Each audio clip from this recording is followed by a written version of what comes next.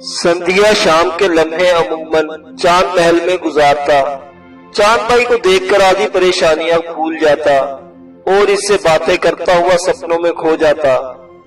दुनिया के नजरों में कितना अयाश और हवसप्रस्त थी, मगर चांद को जो वचन दे बैठा था इस पर पूरी तरह कायम था। क्या मजाल के कभी नशे की हालत में भी कोई हसीन फरमाइश लबों तक आई हो। हमेशा एहतियात को मनहूज रखता और रुखसत होते वक्त कभी कभी पूछ लेता, चांद हमसे कोई भूल तो नहीं हो गई, हमने तुम्हें परेशान तो नहीं किया। यही आदत चांद को अच्छी लगी और इसका बेहद एहतराम करती। कभी कभी दिलचस्पी का कुछ सामान भी फराहम कर देती, जिससे खुश होकर संध्या उसे महारानियों के जलापे की कहानियां सुनाता और उनके बारे में अपनी राय का इजहार भी करता। चांद इसकी प्रेम कथा सुनकर परेशान जरूर हो जाया करती थी, मगर जब से संध्या का सपना सुना था एक अजीब सा सुकून महसूस करने लगी थी। शायद इसका ख्याल था ख्वाबों की तामीर हमेशा नहीं तो अक्सर उल्ट होती है। ग्वालियर में इसे कोई तकलीफ कोई परेशानी ना थी। अगर परेशानी थी तो सिर्फ करीम खां की कैदो असीरी की। दिल तड़पता था वो अपने महबूब की मुसीबत पर, जिसे रियासत के दारुल करार से जेल की काल कोठरी में बंद कर दिया गया था। रात की तन्हाई में ये ख्याल सांप बनकर डसने लगता कि नवाब पर असीरी की आफत इसी के बाइस टूटी है, वो इसी की बदौलत जंजीरों में जकड़ दिया गया है। इस ख्याल से तड़प जाती और कई कई दिन शाख से टूटे हुए फूल की तरह मुरझाई रहती। यहाँ नवाब की खैर खबर देने वाला भी कोई ना था। अंदर ही अंदर जलती सुलगती रहती। कभी सोचती काश वो उसे कैद से छुड़ा सके, काश कोई ऐसा शोभदा ज़ुहूर में आए के पिंडारे यलगार करते ग्वालियर में घुस आए और नवाब को जेल से निकाल कर ले जाए। लेकिन खुद मजबूर व बेबस थी और पिंडारे मरहटों के मुकाबले में बेहद कमजोर थे। नवाब की असीरी पर दूसरा साल खत्म हो रहा था और पिंडारों की सरगर्मियां सिर्फ सरहदी बस्तियों तक महदूद होकर रह गई थी।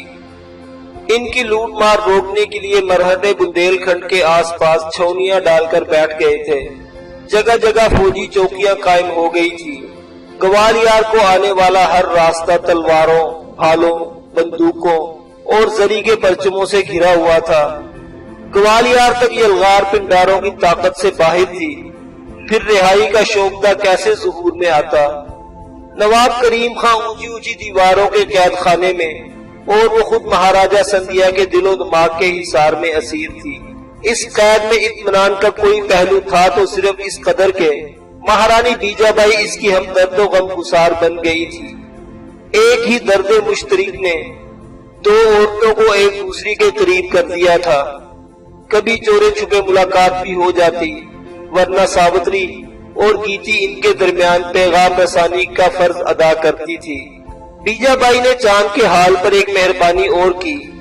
जेल के एक राजपूत संतरी के जरिए नवाब को हमदर्दी का पैगाम भेजा और चांद भाई की कुर्बानी की दास्तान से आगाह किया कि वो सिर्फ इसलिए अंबाजी के साथ आने का फैसला कर बैठी थी कि कहीं रियासत की आजादी का फरमान मारज़े खतरा में न पड़ जाए, कहीं महाराज नाराज होकर नवाब को हुक्मरानी की सनद देने से इनकार न कर दें। बेचारी को क्या खबर थी कि ये कुर्बानी रायगा जाएगी और नवाब के साथ धोखा किया जाएगा। महारानी ने यह भी कहलवा भेजा वो जाती तौर पर नवाब से हमदर्दी रखती है और उसकी रिहाई चाहती है, मगर खुद कुछ नहीं कर सकती क्योंकि जेल की दीवारें मजबूत और इसके हाथ कमजोर हैं। ताहम इतना यकीन दिलाया था कि इसके जीते जी चांद की इज्जत पर कोई आंच नहीं आ सकती, ना महाराजा का सपना पूरा हो सकता है। रोहिला नवाब चांद की कुर्बानी और वफादारी के इस पहलू से बिल्कुल बेखबर था। वो चांद भाई की बेरुखी को कोई मानी ना पहना सका था। यही समझता रहा कि तवाइफ जादी थी, दोनों तो इख्तदार के लालच में आ गई। शरीफ जादी होती तो जान दे देती, लेकिन जाने का नाम न लेती। इसकी बेरुखी को तर्के ताल्लुक और बेवफाई पर मामूल करके खुद ही घायल होता रहता था। चांद ने ताल्लुक तोड़ा था, संध्या ने जंजीर पहनाई थी, دونوں گھاؤ بڑے گہرے اور جان لیوا تھے۔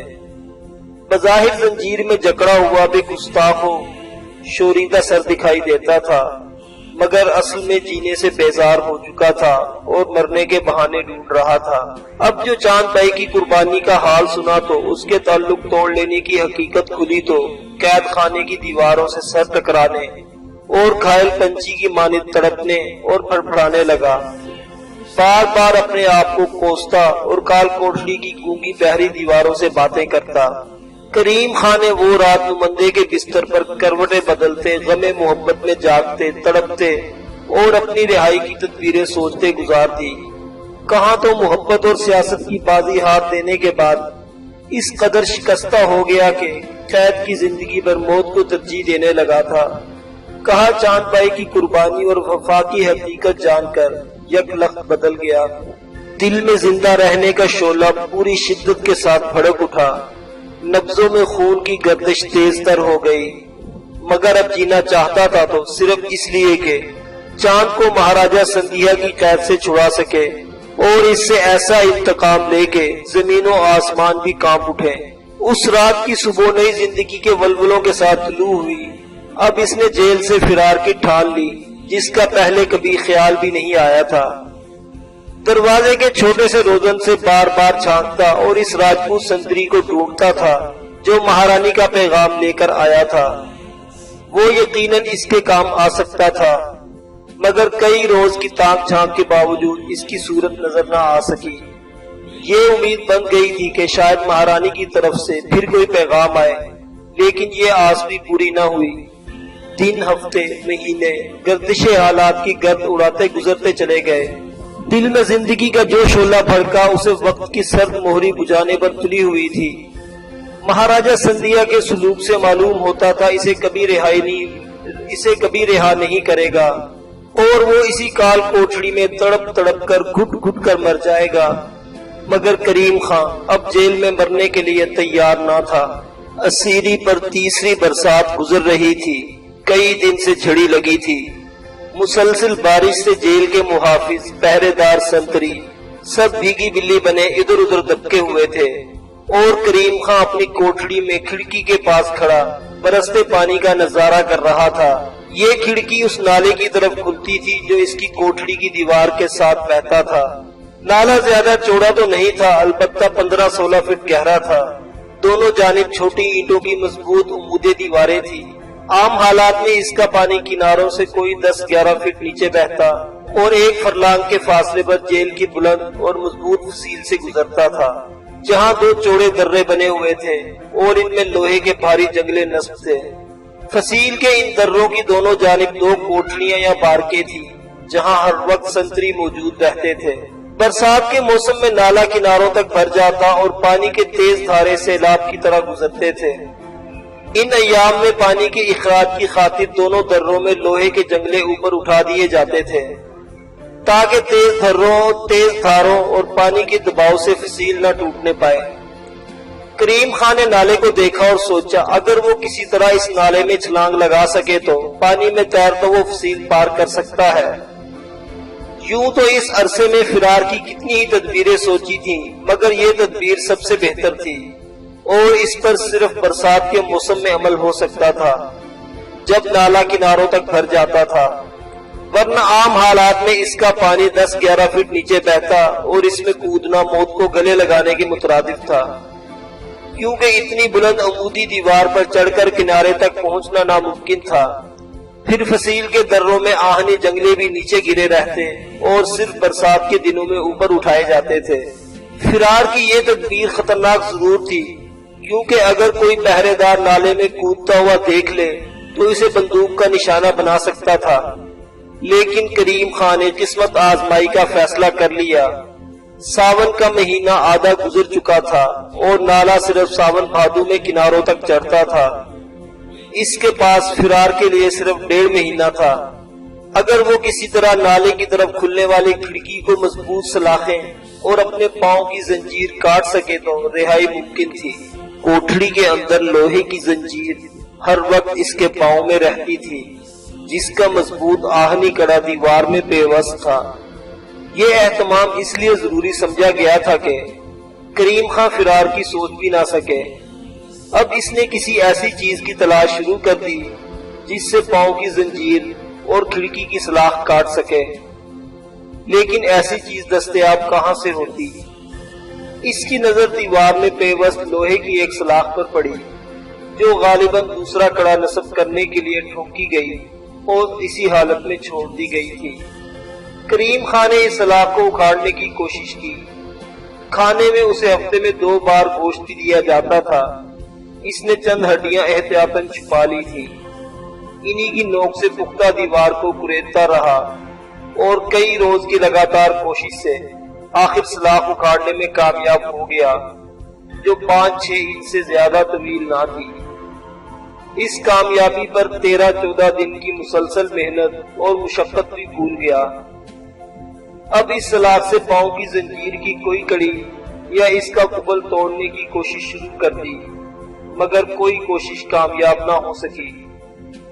اس ساری جدوجہد میں ساون بیت گیا، بلکہ بھادو کی کئی تاریخیں بھی گزر گئی، لیکن زنجیر اتنی مضبوط ثابت ہوئی کہ کریم خان کی ہمت جواب دے گئی۔ برکھا رود اس کی بدنصیبی پر آنسو بہاتی رخصت ہو گئی۔ نالے کا پانی پھر سے اترنا شروع ہو گیا۔ کتک کے مہینے میں اس کی سطح 10-11 فٹ تک گر گئی۔ کریم خان سر پکڑ کر بیٹھ گیا، کیونکہ اب نالے کے راستے فرار کی کوشش ہی بے سود تھی۔ سوچنے لگا شاید قدرت کو اس کی رہائی منظور نہیں۔ ہمت پر مایوسی چھانے لگی۔ حوصلوں کی دیواریں گرتی ہوئی نظر آئیں، مگر چاند کی اسیری اور مجبوری کا خیال نبضوں میں آگ سے بھر دیتا۔ دولت راؤ سندھیا سے انتقام لینے کی تڑپ کسی پہلو چین نہ لینے دیتی تھی۔ اب فرار کی نئی تجویزیں، نئی تدبیریں سوچنے لگا۔ اصل مسئلہ پاؤں کی زنجیر تھی۔ جب تک یہ زنجیر نہ ٹوٹے فرار ممکن نہ تھا۔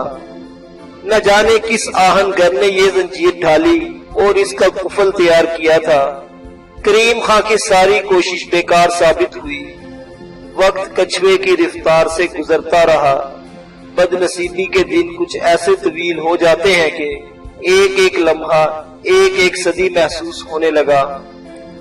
اس کشمکش میں اسیری کا 4تھا سال گزرنے لگا اور برسات کا موسم پھر آ لگا۔ اب کے ساون کے ساتھ ہی موسلا دھار بارشیں ہونے لگی۔ کریم خان اپنی کال کوٹڑی میں زنجیر پہنے پھر کھڑکی سے نالے کو دیکھ رہا تھا، جس کی سطح چند ہی روز میں بلند ہو گئی اور پانی کناروں سے چھوتا ہوا بہنے لگا۔ دل میں جذبات کی لہریں موج زن تھی، مگر ذہن میں فکر و یاس کے فور گردش کر رہے تھے کہ شاید مرہٹوں کی قید سے رہائی ممکن ہی نہیں۔ ناگہاں کوٹڑی کا دروازہ کھلا اور ایک عجیب واقعہ پیش آیا۔ مہارانی بیجا بائی کا کوئی عزیز مر گیا تھا۔ اس کے کریا کرم پر شراط تقسیم ہوا اور مہارانی نے مہاراجہ سے اجازت حاصل کر لی تھی کہ جیل کے بھی تمام قیدیوں میں شراط بانٹا جائے گا۔ راج محل کی باندیاں کانسی کی بڑی بڑی تشتریوں میں شراط کے پراٹھے لے کر خود جیل میں آئی۔ بھیگتے موسم میں جب دروازہ کھلا تو ایک باندی پراٹھوں کی تشتری لیے نواب کی کوٹڑی میں بھی داخل ہوئی۔ دروازہ کے مرہٹا پہرے دار نے بتایا کہ مہارانی بیجا بائی نے شراط کی روٹی کی ہے۔